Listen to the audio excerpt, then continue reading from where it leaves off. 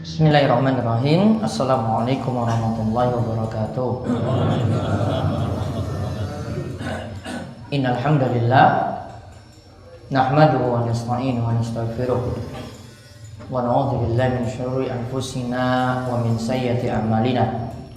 May yahdihillahu fala mudhillalah wa may yudlil fala hadiyalah. Wa asyhadu an la ilaha illallah wahdahu la syarikalah wa asyhadu anna Muhammadan abduhu wa rasuluh. Allahumma sholli ala nabiyyina Muhammad wa ala alihi wa man tabi'ahum bi ihsan ila yaumiddin. Allahumma inna na'udzubika min zawali ni'matik wa tahawuli afiyatik wa fujaati nikmatik wa jami'i sakhatik. Baik, para jamaah sekalian, ya bapak-bapak dan para peserta kajian kitab tauhid 2 hari pada kesempatan kali ini. Kita kembali di kesempatan pagi hari ini mengkaji lagi pembahasan kitab tauhid karya Syekh Muhammad bin Abdul Wahhab, melanjutkan bab ke-22 halaman 99. Sudah dibuka? Sudah. Wonten nggih? Nah itu. Nah, sebelum-sebelumnya telah kita kaji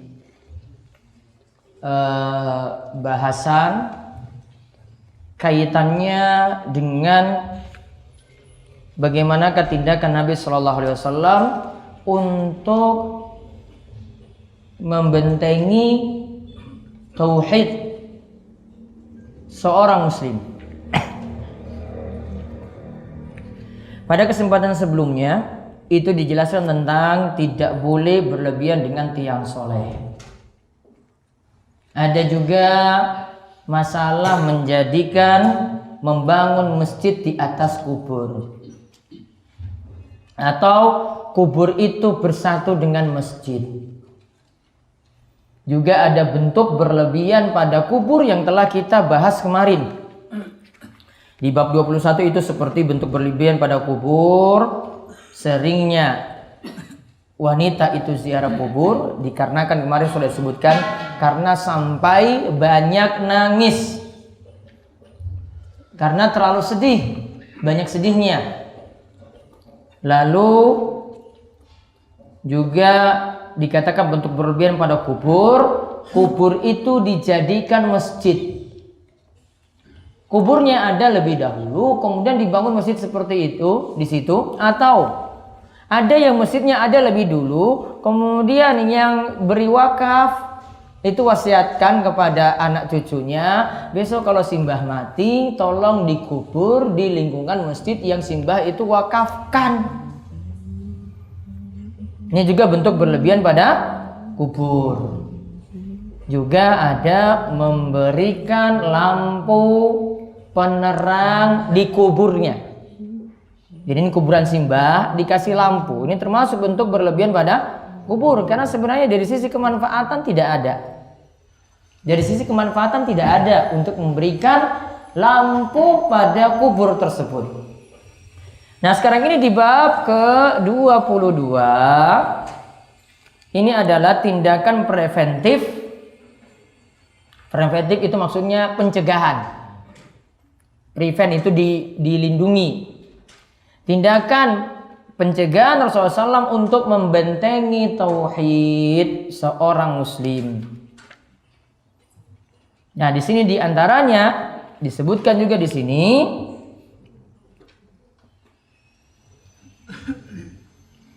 ada dibicarakan tentang masalah kubur. Kubur tidak boleh dijadikan tempat ibadah di situ. Kubur juga tidak boleh dijadikan sebagai id, berulang kali dikunjungi terus. Ya. Kemudian tidak boleh sholat juga menghadap kubur. Dia nggak ngadap kiblat, malah hadap ke arah kubur. Atau nanti kita akan lihat penjelasan dalam apa yang disebutkan oleh Syekh Muhammad bin Abdul Wahhab di pembahasan kali ini. Taib dibacakan Mas Rudi, bab Bab 22. Tindakan preventif Rasulullah Shallallahu Alaihi Wasallam untuk membentengi tauhid. Rasulullah Shallallahu Alaihi Wasallam senantiasa berusaha melindungi tauhid umat ini.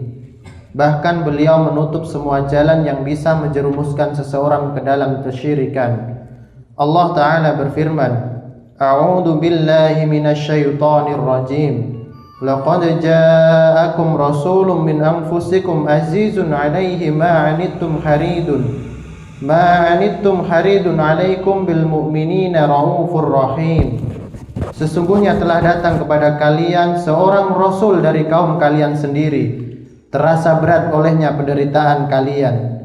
Dia sangat menginginkan keimanan dan keselamatan bagi kalian. Dia juga amat belas kasihan dan penyayang terhadap orang-orang mukmin. Quran surat At-Taubah ayat 128. Baik.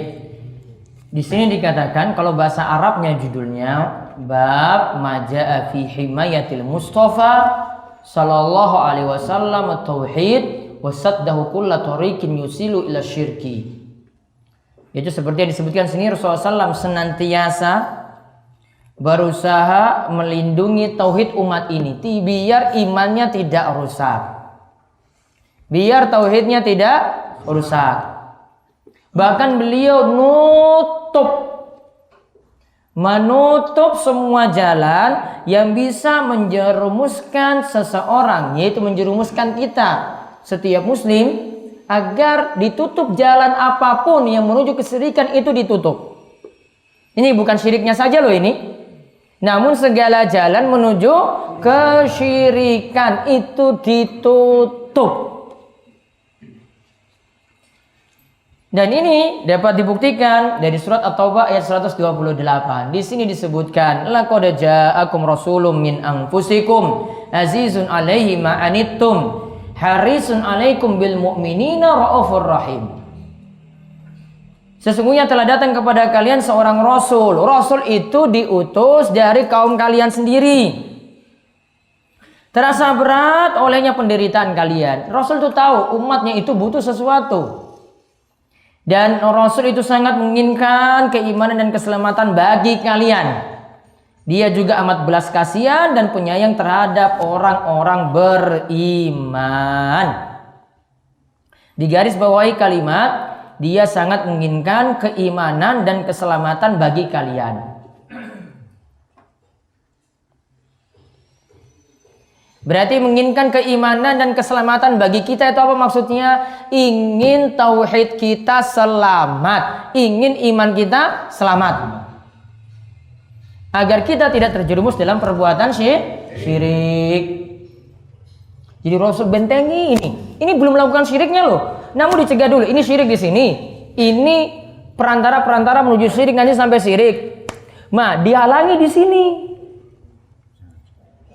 Jangan sampai melakukan perbuatan syirik. Ini kita tidak membahas syirik di sini, namun perantara menuju syirik. Perantaranya, jalannya menuju syirik ini sudah dicegah oleh Rasul SAW. Tanda Rasul itu sayang pada kita orang beriman, supaya iman kita itu selamat. Jadi bisa ditulis, tanda Rasul menyayangi kita. Tanda Rasul itu menyayangi kita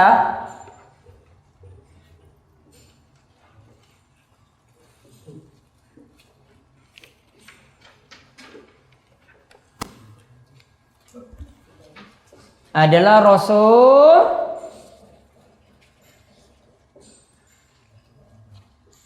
melarang dari perantara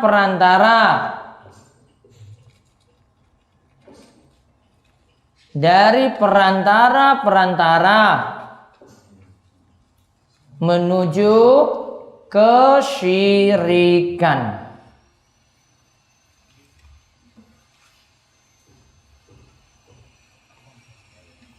Dan ingat di sini Rasulullah SAW sampaikan dengan kalimat yang itu dipahami oleh orang-orang yang sama dengan beliau.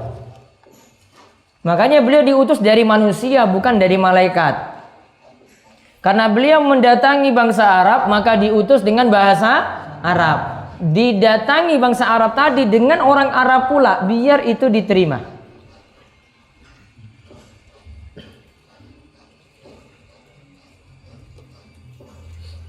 Berarti di sini Bapak sekalian, para jamaah sekalian, tanda kalau mau tahu dakwah itu benar.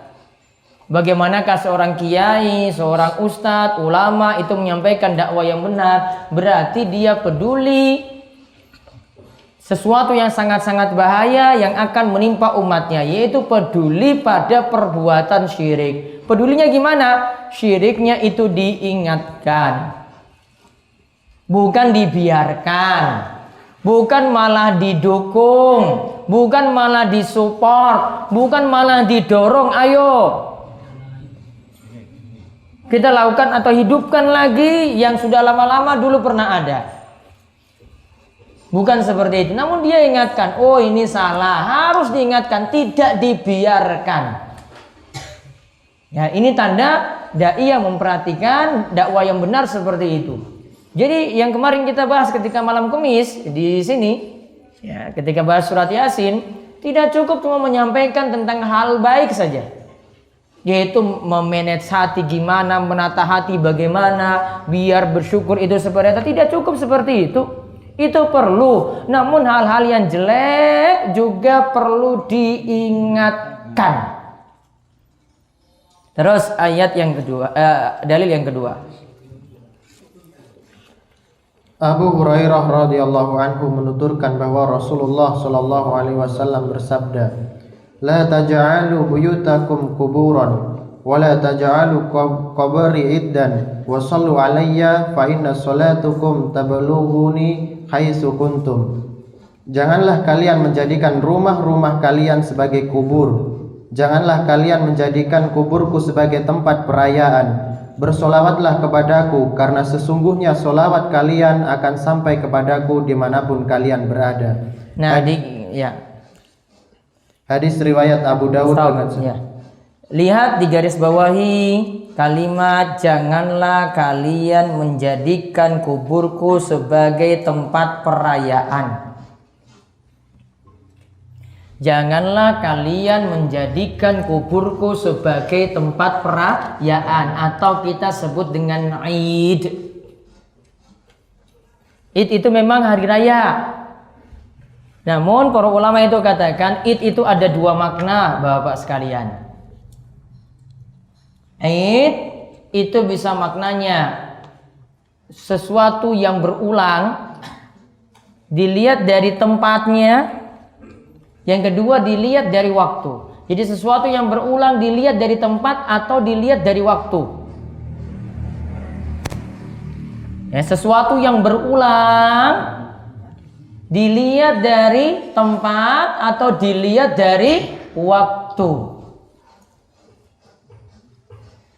Jadi kalau dilihat dari tempat, wah bolak-balik dikunjungi terus. Tempat itu tok. Kalau dilihat dari waktu, wah ditetapkan, oh sekarang Maulid Nabi kita khususkan ziarah kubur ke wali kita ini, wali A. Atau tanggal-tanggal tertentu, ya, atau bulan tertentu, pokoknya nanti ada ziarah ke kubur wali tersebut. Ini berarti ada sesuatu yang berulang. Ada kebiasaan sebagian negara, ini ketika mau Maulid Nabi tiba, mereka itu biasanya datang ke kubur Nabi SAW. Datang dari negara-negara yang jauh, tujuannya untuk umroh, namun dipasin dengan Maulid Nabi. Dianggap nantinya kalau ini malam 12 Rabiul Awal, berarti ini waktu yang utama sekali bagi kita untuk ziarah kubur Nabi Shallallahu Alaihi Wasallam. Nah, inilah yang dikatakan tadi menjadikan kuburku, yaitu kubur Nabi Shallallahu Alaihi Wasallam sebagai Aid.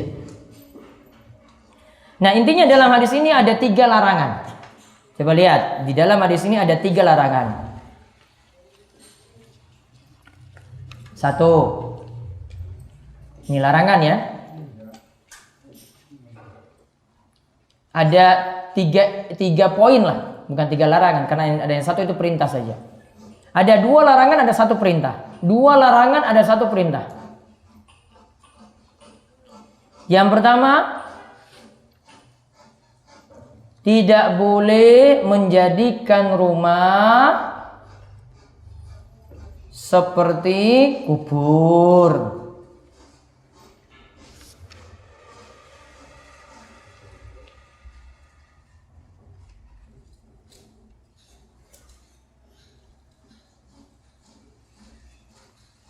Coba diulang tadi apa?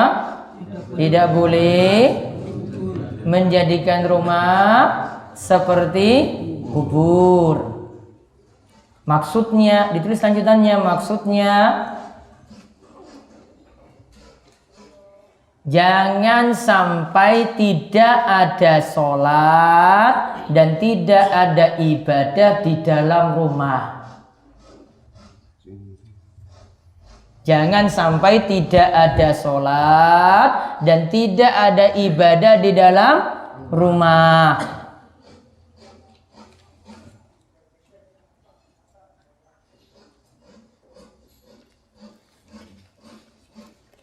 Karena kubur itu asalnya Bapak sekalian, itu tidak ada ibadah.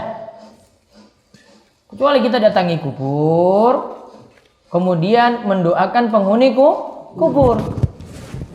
Tetap masalah doa bukan afdolnya di kuburan. Maksudnya kita minta pada Allah, wah ini pas di kuburan wali nih, ini doa saya ini paling manjur di sini. Kalau di masjid itu kurang afdol.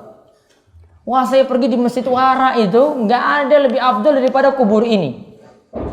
Nah kalau punya keyakinan kubur itu yang jadi sebab doanya itu terkabul, nah itu masalah. Asalnya kubur itu bukan tempat kita itu beribadah. Mau doakan yang mati silahkan. Namun kalau nganggap lebih afdol ibadah di situ, lebih afdol maca Quran di kubur, lebih afdol melakukan tumbal, nazar di kubur, lebih daripada itu doanya minta kepada penghuni kubur yang sudah mati tadi, wali yang sudah mati. Atau persyaratan pingin sugih, pingin dapat ilmu sakti, pingin dapat ilmu hitam, pingin dapat kesaktian, harus dilakukan di kubur dulu. Itu jadi masalah besar. Yang terakhir ini malah jadi syirik. Ya, yang terakhir ini malah jadi syirik. Syiriknya syirik akbar. Wong minta pada orang mati, berdoa pada orang mati. Kemudian larangan yang kedua, atau poin yang kedua, tidak boleh menjadikan kubur sebagai id.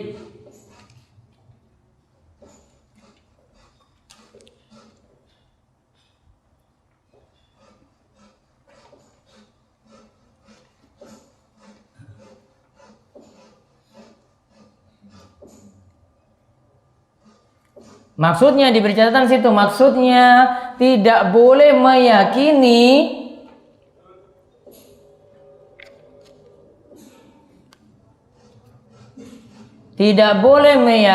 kubur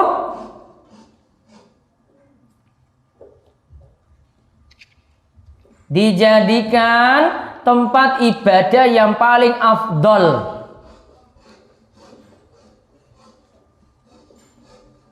Tempat ibadah yang paling afdol.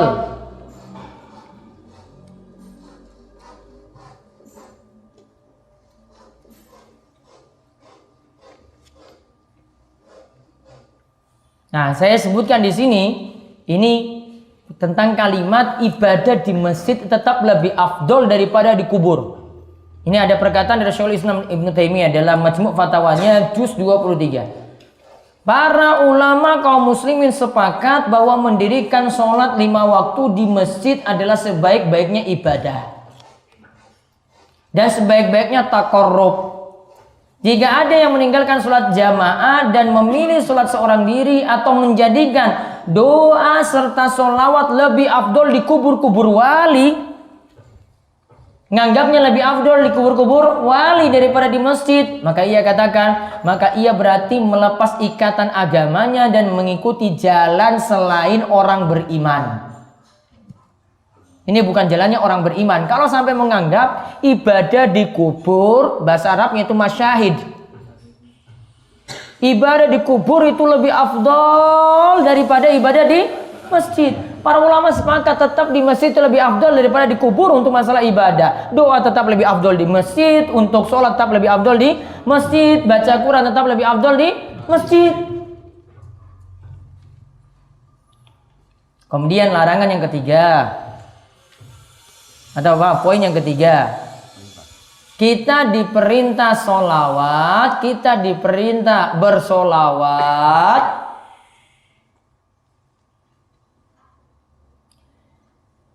dimanapun kita berada. Kita diperintah bersolawat dimanapun kita berada. Walaupun jenengan tidak di depan kubur Nabi, tidak di dekat Nabi SAW, sholawat itu akan nyampe. Ada perkataan saking Ibnu Taimiyah, fassolatu tasilu ilaihi minal ba'id kama tasilu ilaihi minal qarib. Sholawat itu tetap sampai kepada Nabi SAW dari orang yang jauh sama seperti dari orang yang dekat. Sampai Ibnu Taimiyah itu mengatakan, fama anta wa rajulun bil andalus minhu illa sawa. Engkau itu dan orang yang berada di Andalus sana. Engkau dan orang yang berada di Andalus sana itu sama dalam sampainya sholawat. Sama dalam sampainya sholawat. Mau kita di Indonesia dengan orang yang ada di Andalus, Andalus itu Spanyol, ya, itu tetap sama kata Ibnu Taimiyah. Yang sana kirim sholawat, yang situ kirim sholawat juga sampai pada Nabi Sallallahu Alaihi Wasallam. Sama seperti sabda Nabi SAW di sini, wasallu alayya, berselawatlah untukku karena selawat kalian akan sampai kepadaku haitsu kuntum, di mana saja engkau berada. Di tengah hutan pun berselawat pada Nabi SAW nyampe. Nggak mesti di depan kubur Nabi. Terus hadis yang berikutnya lagi. Ali bin Al-Husain radhiyallahu anhu melihat seseorang yang mendatangi celah yang ada pada kubur Nabi sallallahu alaihi wasallam. Orang itu lantas masuk di dalamnya dan berdoa. Ali pun segera melarangnya dan mengatakan, "Maukah engkau kuberitahu dengan sebuah hadis yang kudengar dari bapakku, dari kakekku, bahwa Rasulullah sallallahu alaihi wasallam bersabda, la tattakhiduni qabri iddan wala buyutakum kuburan wa sallu alayya fa inna taslimakum yablughuni aina kuntum." Janganlah kalian menjadikan kuburku sebagai tempat perayaan dan jangan pula menjadikan rumah-rumah kalian sebagai kubur. Bersolawatlah kepadaku karena ucapan selamat kalian akan sampai kepadaku dimanapun kalian berada.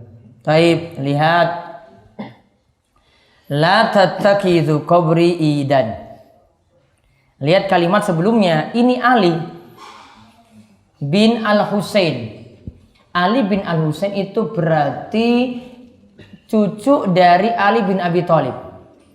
Ali bin Abi Thalib itu punya anak Hasan dan Husain kan? Anak dari Husain itu namanya Ali juga. Jadi nama putune sama dengan nama Simbah. Berarti cicit dari Nabi Shallallahu Alaihi Wasallam. Nah, Ali ketika itu lihat ada orang, ini Ali bin Al-Husain, ini nama lainnya Zainal Abidin. Ya, Ali bin Al-Husain ini nama lainnya itu Zainal Abidin. Ali bin Al-Husain itu melihat seorang yang mendatangi celah yang ada pada kubur Nabi sallallahu alaihi wasallam. Ini ada celah yang ada di kubur Nabi sallallahu alaihi wasallam.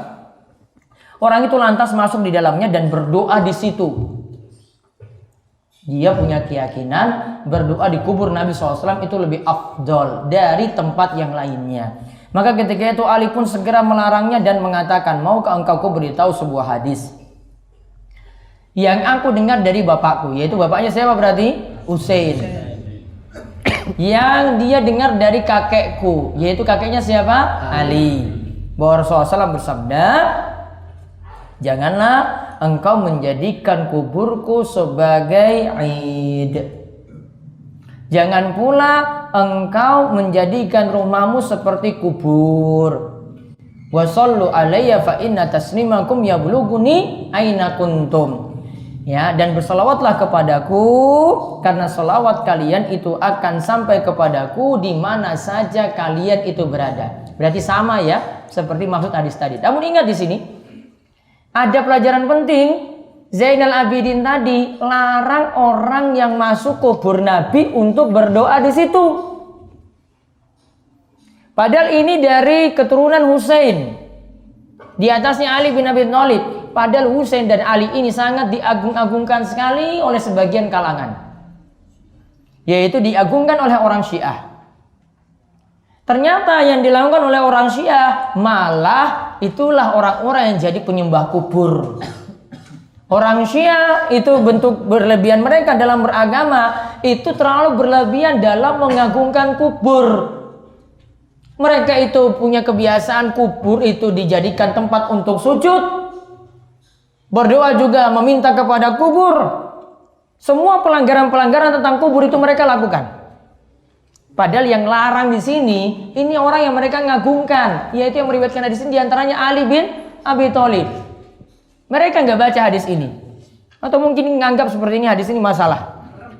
Ya, tidak mau memakai hadis ini.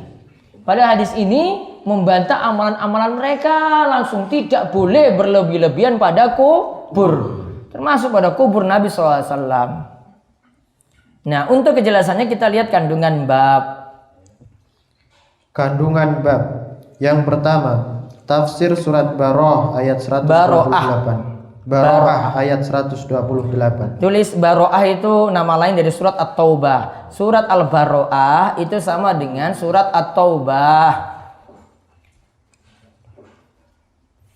Baroah itu nama lain dari surat At-Taubah. Lagi ngerti toh? Karena dalam awal surat disebutkan bara'atum minallahi wa rasulih. Maka disebut surat At-Taubah juga dengan Al-Baroah karena diawali dengan kalimat baroah, berlepas dirinya Allah dan Rasulnya kepada orang-orang munafik. Terus yang kedua. Rasulullah berusaha untuk menjauhkan umatnya dari perbuatan syirik sejauh-jauhnya. Rasul SAW berusaha menjauhkan umatnya dari perbuatan syirik, dijauhkan sejauh-jauhnya. Yang ketiga. Rasulullah sangat menginginkan agar kita beriman dan selamat. Beliau juga sangat belas kasihan dan penyayang kepada orang-orang beriman. Rasulullah SAW sangat menginginkan agar kita beriman dan selamat. Beliau juga sangat belas kasihan dan penyayang kepada orang-orang beriman. Tanda penyayangnya, syirik ini bukan hanya dilarang syiriknya saja, namun segala perantara menuju syirik itu beliau larang. Yang keempat. Rasulullah melarang kita untuk menziarahi kuburnya dengan cara-cara tertentu, padahal ziarah ke kuburan beliau adalah amal yang mulia. Ziarah ke kubur Nabi itu boleh, termasuk yang dianjurkan. Ya, termasuk yang dianjurkan. Namun ingat, tidak boleh pakai ritual khusus. Apakah saya perlu baca-baca sholawat sampai 1000 kali di kubur Nabi SAW? Tidak. Apakah saya harus berdoa itu hadap ke kubur Nabi SAW? Juga tidak. Kalau untuk kubur Nabi nggak boleh ada cara-cara tertentu untuk ziarah kubur, amalan-amalan tertentu, apalagi kubur orang yang bukan Nabi. Ya, ini baru kubur Kanjeng Nabi loh ini. Masa ada yang lebih mulia daripada Kanjeng Nabi? Sehingga kuburnya lebih istimewa. Sehingga pakai amalan-amalan tertentu di selain kubur Nabi. Kalau kubur Nabi itu nggak boleh. Kan mustahil sekali. Wong kubur Nabi harusnya itu tidak boleh. Yang lainnya juga lebih pantas tidak boleh. Masa nggak boleh baca amalan-amalan tertentu di kubur Nabi? Kok yang kubur lain boleh? Kan aneh. Kalau kubur Nabi nggak boleh, apalagi kubur yang lainnya. Paham gak Bapak? Ini saya nggak usah sebut amalannya. Jenengan sudah paham sendiri loh ini. Masyarakat punya amalan-amalan yang khusus, apalagi kalau ke kubur-kubur para wali. Saya nggak usah sebut banyak-banyak di sini. Wes paham amalannya itu apa. Kalau amalan seperti itu tidak boleh dilakukan di kubur Nabi, apalagi kubur orang-orang yang tidak ada predikat Nabi. Gak usah saya sebut amalannya, ngapain? Capek nyebut amalannya, itu amalannya banyak sekali kok. Hah? Sama. Wong kuburannya Nabi saya nggak boleh, apalagi kuburan ustadz, apalagi kuburan kiai. Sama. Nabi nggak boleh, masa yang dibawa boleh? Wah, saya harus datang ke kubur ini, harus nunduk dulu gitu, nunduk pelan-pelan sampai di situ maca sholawat sampai di situ baca surat ini, sampai di situ baca kitab ini, sampai di situ baca ini, tawasul dulu baru isi doa disebutkan. Kalau tidak ada untuk Nabi seperti itu, kubur yang lainnya lebih tidak pantas lagi. Masa ada yang lebih afdol daripada Kanjeng Nabi? Kalau ada yang bilang seperti ini, ada yang lebih afdal pada Kanjeng Nabi, hati-hati kualat loh ini. Ya, ada yang berani nganggap, wah, tetap wali saya itu lebih afdal daripada Kanjeng Nabi. Wah, kiai saya itu lebih utama daripada Kanjeng Nabi. Wah, kiai saya itu bisa katanya sholatnya itu di Mekah langsung. Wah, sakti tenan iki. Jumatan yang Mekah langsung loh. Katanya bareng Syekh Abdurrahman As-Sudais, padahal Jumatan ini nggak ada Syekh Abdurrahman As-Sudais. Goro meneh coba.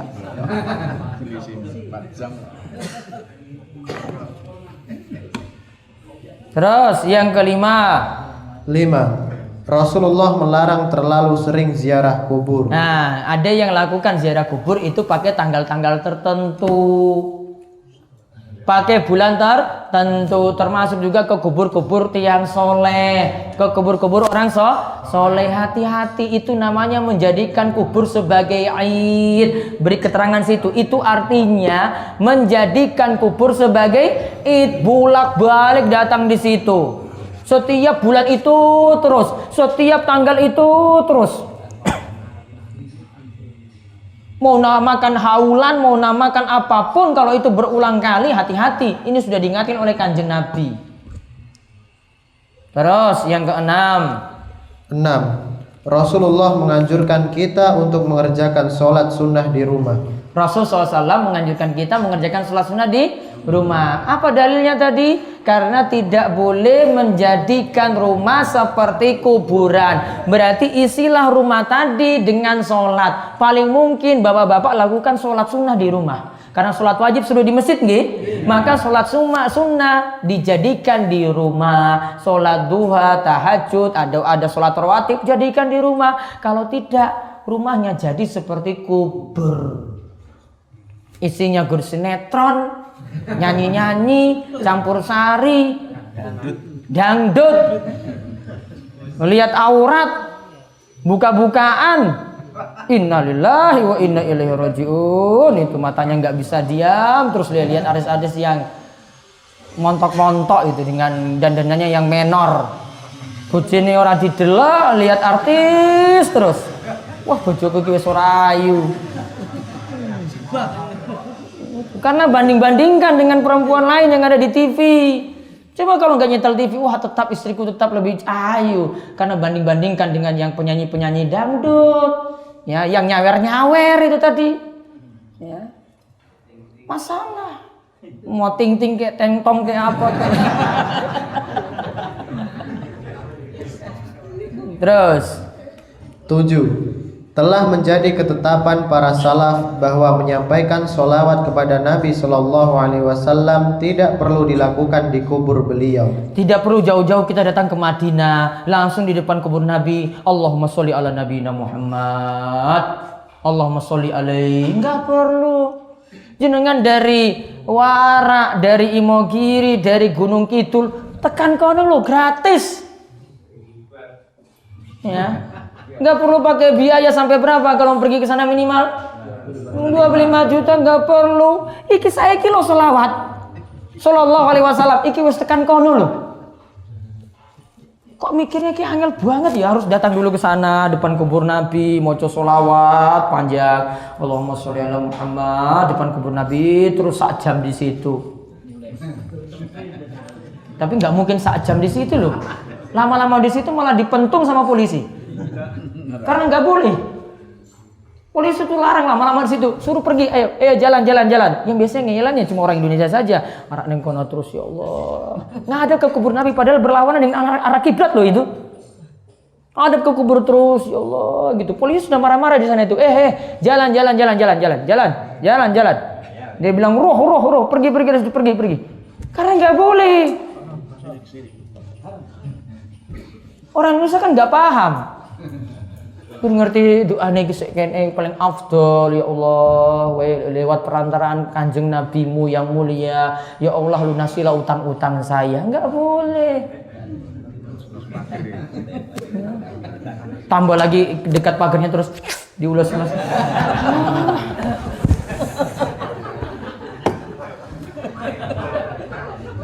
Ini baru pagarnya loh, belum kuburnya loh. Padahal sama dengan pagar itu juga loh bentuknya. Aduh, di wong Indonesia, gimana orang ngaji ki kaya ngono terus ning kono iki. Aku ki isin banget iki karo wong Saudi lihat Indonesia kayak gitu. Apa itu bangsamu, Mas? Iya, itu wong Indonesia ya.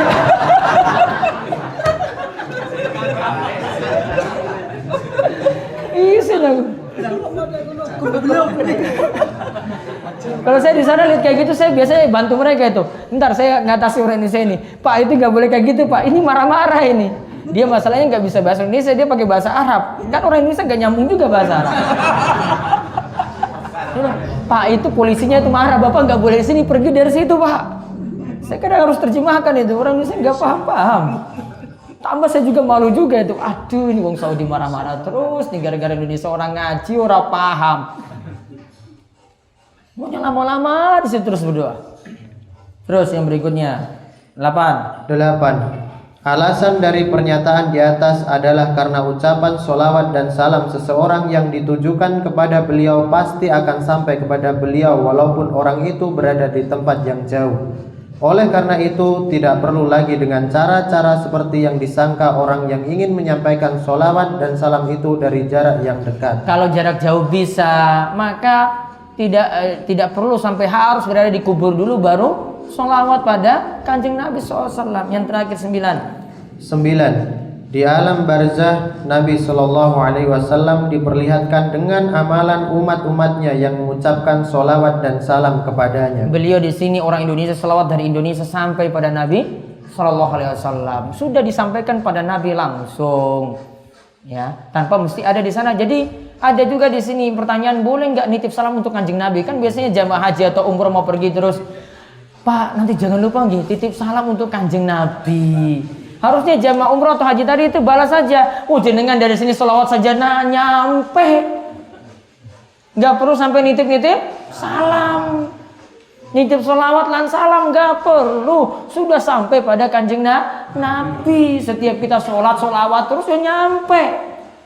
Wallahu a'lam bishawab. Sampai bab 22. Ada pertanyaan? 2. Ayo, Mike, Rudy.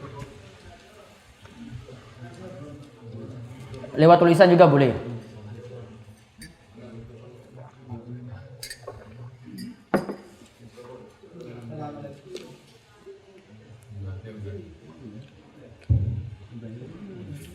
Assalamualaikum warahmatullahi wabarakatuh. Waalaikumsalam warahmatullahi wabarakatuh. Saya langsung tanya kepada Bapak Ustadz. Di sini saya akan menyampaikan sebuah hadis yang sudah saya pelajari, atau hadis ini benar atau salah.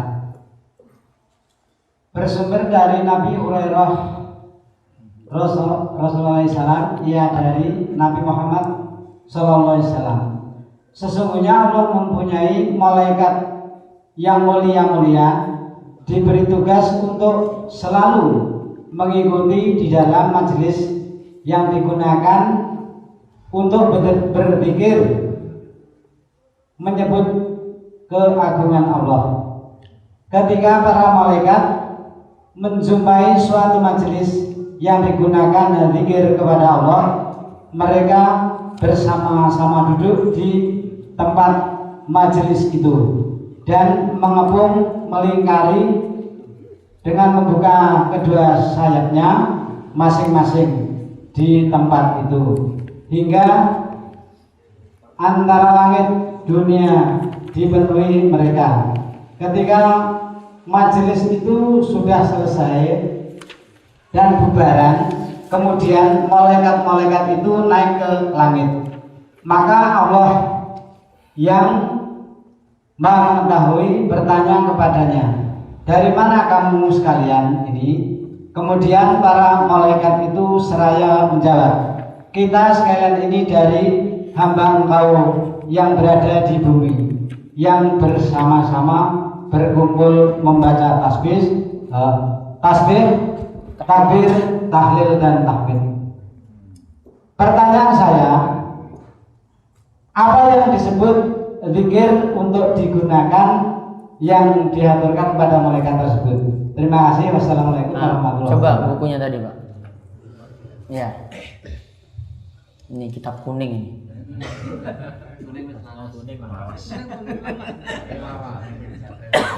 Oh, hadis riwayat Muslim. Ya benar berarti ini. Terus yang ditanyakan tadi apa? Yang ditanyakan yang digunakan para ya majelis zikir di sini paling dekat dengan makna majelis ilmu. Bukan majelis zikir bareng-bareng. Ayo kita tahlil la ilaha illallah barengan, bukan. Karena kalau majelis zikir cuma sekedar zikir bareng-bareng seperti itu kurang menimbulkan rasa takut, kurang menambahkan ilmu, kurang menambahkan keimanan. Apalagi sering saya ingatkan pakai target sampai bilangan tertentu. 1000. La ilaha illallah, la ilaha illallah. Iki wis normal toh? Lagi normal loh iki. Namun kalau sudah di atas 100 biasanya jadi berubah. La ilaha illallah, la ilaha illallah, illallah, illallah, illallah, illallah.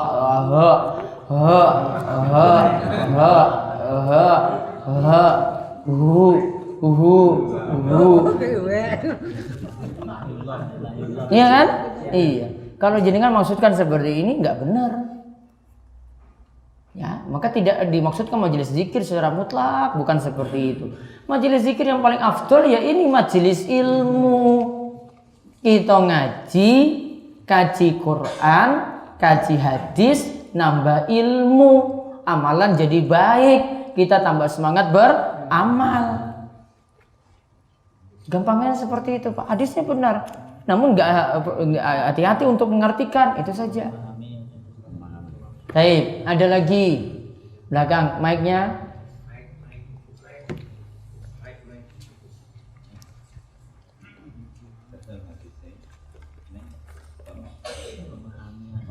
Assalamualaikum warahmatullahi wabarakatuh. Waalaikumsalam warahmatullahi wabarakatuh. Saya Ustaz agak panjang sedikit, masih berkaitan dengan ziarah kubur, di mana sudah saya tanyakan kepada golongan mereka yang sering melaksanakan ziarah kubur. Jadi mereka punya keyakinan dan mereka punya kitab mengatakan orang tua itu hakikatnya ada 3. 1, orang yang melahirkan kita.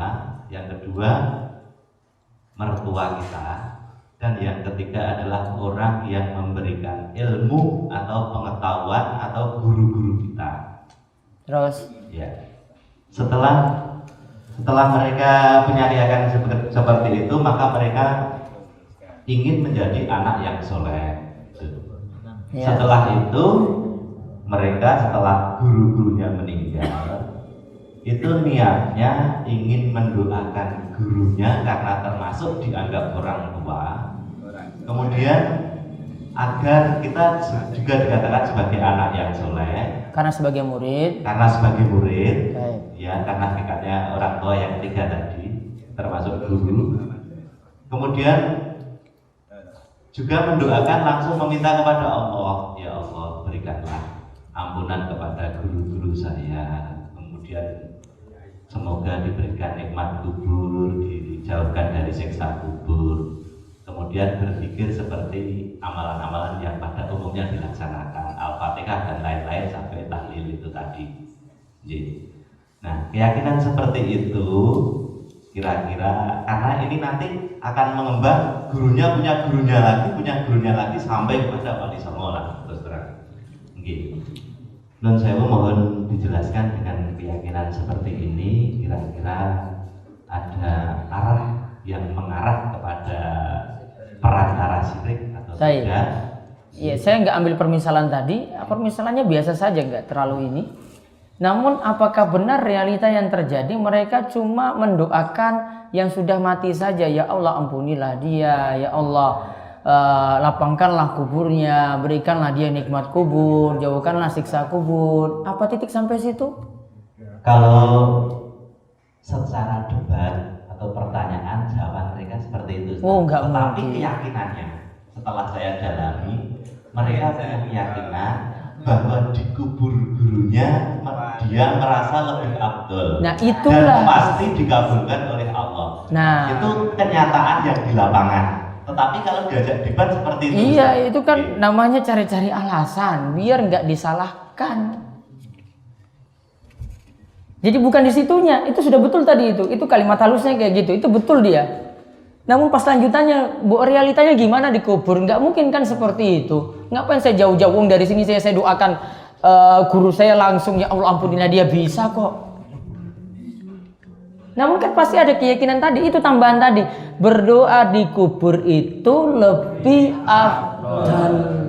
Itu.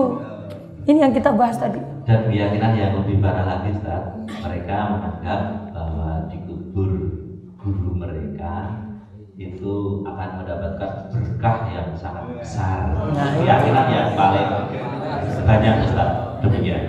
Ya sudah. Jaringan cuma ngangguk-ngangguk saja. Oh gitu ya, oh gitu. Itu aja. Mau ngajak dia tetap ngel-ngelan kok. Karena ini sudah mendarah daging bagi dia, sulit untuk berubah.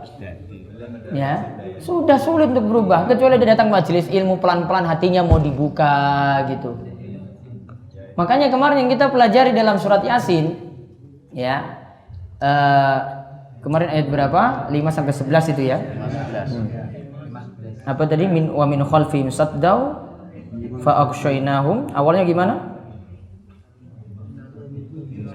Bapak kok lupa ya? Yasinan kok dulu.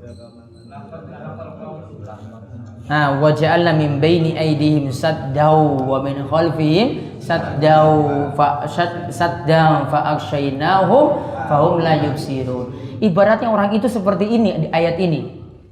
Yaitu mereka jadikan di depannya itu ada tembok.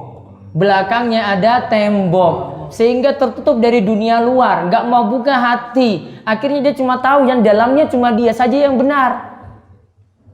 Ada yang ini ngomong itu, wah itu keliru seperti itu. Ini dalilnya kayak gini, nggak mau pedulikan. Jadi seperti itu keadaannya. Dia sudah jadikan depannya tembok, belakangnya itu tembok. Fa'akshaynahum. Allah tutup itu semuanya bagi mereka, sampai tidak bisa melihat mana yang benar, mana yang batil. Keadaannya seperti itu. Makanya kalau ingin tahu kebenaran harus membuka diri dulu. Namun kalau keyakinan saya masih, ini tetap saya kokoh ini. Saya yang paling benar. Gak mau buka, lihat kanan kiri, gak mau, dia saja. Keadaan mereka seperti itu, Pak. Maka tembok ini dirobohkan dulu. Penghalang yang ada di depan, yang di belakang, yang ngunci mereka semuanya dirobohkan dulu. Baru bisa masuk, hatinya baru terbuka. Seperti itu keadaannya kalau orang nolak kebenaran. Paham ya? Baik. Ada lagi? Satu lagi. Dua dulu.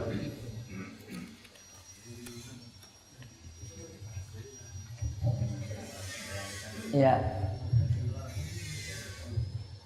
Assalamualaikum warahmatullahi wabarakatuh. Waalaikumsalam warahmatullahi wabarakatuh. Ya, kebiasaannya di daerah kami itu kalau kuburan itu dikeramatkan, memang dikeramatkan. Makanya banyak kuburan itu dibangun, dikeramik dan lain-lain, padahal itu tidak boleh. Yang mau saya tanyakan, sudah umur berapa harikah kuburan itu dapat digali kembali untuk memakamkan, misalnya makamnya sudah. Jadi kubur tadi tidak, misalnya bisa digali kembali itu umur berapa tahun kan itu untuk Kenapa digali lagi? misalnya untuk memakamkan orang lain. Oh, jadi satu kubur berdua orang gitu? Kan misalnya ini kan ini sudah untuk menguburkan kehabisan tempat mayat yang dulu itu untuk mengubur ada mayat lagi untuk mengubur itu umur Karena nggak ada tempat lain lagi. ya ada benar umur berapa tahun kan. Tergantung, karena nggak bisa kita lihat ini sih, tergantung daerahnya. Itu sudah hilang bekas-bekasnya apa belum?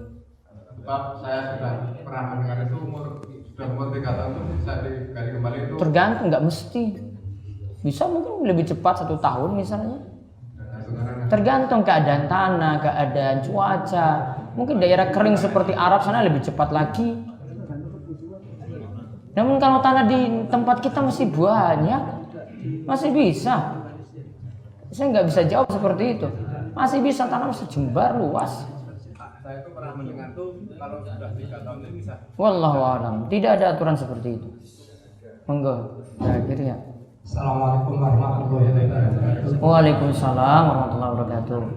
Mengenai adab-adab ziarah kubur, mohon penjelasan langkah apa atau kegiatan apakah yang bisa dilaksanakan dalam ziarah kubur, ataukah mendoakan Allahumma lahu warhamhu dan seterusnya, ataukah hanya merasakan besok aku akan ke situ juga. Terima kasih. Assalamualaikum warahmatullahi wabarakatuh. Waalaikumsalam warahmatullahi wabarakatuh. Ya itu tadi doanya 1. Bisa pakai Allah maghfir lahu. 2 tadi mengingat mati juga. Doanya yang lebih khusus lagi, Assalamualaikum warahmatullahi wabarakatuh muslimin wal mu'minin. Lihat di buku Bulughul Maram. Sudah punya atau enggak? Uji. Sudah kan? Nah, dulu kita pernah bahas Kitabul Janaiz itu loh. Di bagian-bagian akhir. Videonya ada di YouTube, di Rumah So TV, 16 video. Sudah dimuat semuanya. Ya. Ada di situ semuanya. Cari doanya di situ. Itu doa untuk ziarah kubur. Adapun selain itu, yang ada tadi sudah disebutkan betul tadi. Doakan orang yang sudah mati di situ ya. Sudah betul. Namun jangan tambah lebih daripada itu sampai kita anggap doa kita lebih afdol di situ. Doa kita loh, bukan doa untuk dia. Bedakan nggih? Kalau doa untuk dia itu bagus sekali. Doakan dia butuh banyak doa. Namun kalau doa untuk kita bukan di situ tempatnya. Tetap di masjid, di tempat lain, bukan di situ. Kubur tidak dijadikan ibadah khusus di situ. Ampun, ini pertanyaan yang terakhir lewat kertas dulu. Nanti setelah ini istirahat. Bolehkah sholat di depan masjid yang ada kuburannya? Yaitu kuburannya itu cuma dipisah dinding masjid, tapi beda tempat dan juga sekeliling kuburan itu dibatasi oleh pagar. Kalau sudah beda pagar, ini pagar masjid sendiri, ini pagar kuburan sendiri, berarti sudah beda. Apalagi sudah dipisah jalan. Kemudian mohon diterangkan kuburan Nabi itu yang berada di Masjid Madinah. Tempat dan posisinya bagaimana? Ini Masjid Nabawi. Sekarang ini ya. Di atas itu ada kubah hijau, di dalamnya itu ada kubur Nabi. Namun ingat, dulu itu posisi rumah dengan masjid itu tidak jadi satu, beda dengan saat ini. Karena masalah perluasan, jamaah tambah banyak. Ini lingkungan masjid yang dulu, ini rumah akhirnya dibuat jadi satu. Namun yang namanya rumah di sini tidak boleh digunakan untuk tempat sholat. Ingat baik-baik, kubur Nabi tadi dalam rumah nggih, ya, itu tidak boleh rumah ini dijadikan tempat sholat. Berarti rumah itu asalnya bukan masjid.